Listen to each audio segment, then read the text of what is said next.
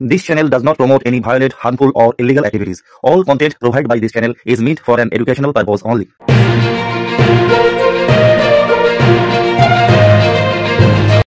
দর্শক আপনারা দেখছেন আমার চ্যানেল একটু খবর, সঙ্গে আমি বাবলু শেখ।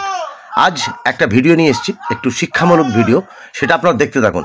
ভিডিওটি পুরো দেখবেন, স্কিপ করবেন না, দেখতে থাকুন ভিডিওটি যদি ভালো লাগে একটা লাইক করবেন, শেয়ার করবেন এবং কমেন্ট করবেন। নিত্য নতুন ভিডিও পেতে আমার চ্যানেল একটু খবরের পাশে থাকবেন। কে ভাই এটাকে কোথায় নিয়ে যাবে? এটাকে ছেড়ে দেবে কোথাও করে এই কোন কেন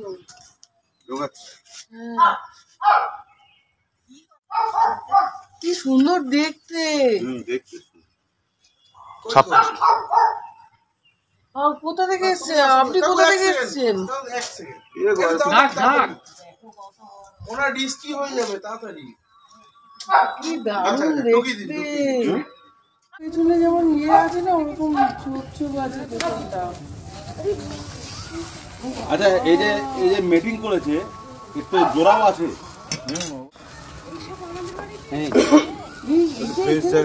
নিচে রাখবেন। নিচে রাখবো না? না না ব্যাগটা ধরুন না। আচ্ছা আচ্ছা আমি নিয়ে আচ্ছা আচ্ছা। আপনি কোথা থেকে ধরলেন এটা? প্রায়শই মানুষের বাড়ি সাপ ঢুকে যায়। এমন জায়গাগুলো যেখানে পৌঁছানোটা প্রায় দুর্বিষহ হয়ে যায়, যেটা আমাদের রিচ করতে অনেক সময় লাগে। আমরা সব সময় খুঁজি ওখানে কোনো স্নেক রেস্কিউয়ার আছে কিনা, তাদের সঙ্গে যোগাযোগ করিয়ে দেওয়া, কিন্তু দেখা যায় অনেক ক্ষেত্রে কাউকে পাওয়া যায় না সেসব জায়গায়। সেই সমস্ত জায়গায় যাদের বাড়ি সাপ ঢুকে যায় তারা কিভাবে ধরবেন, সেই ভিডিওটা তাদের জন্য দেখুন একটু।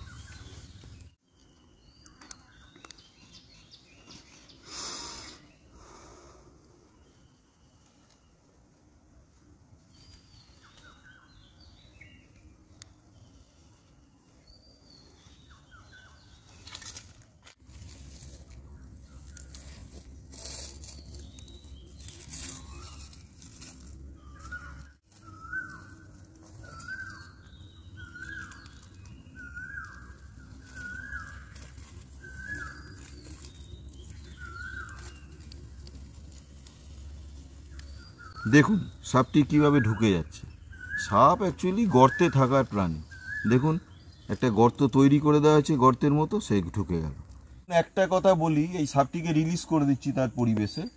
আমাদের দেখে প্রভাবিত হয়ে কিন্তু সাপ ধরতে যাবেন না।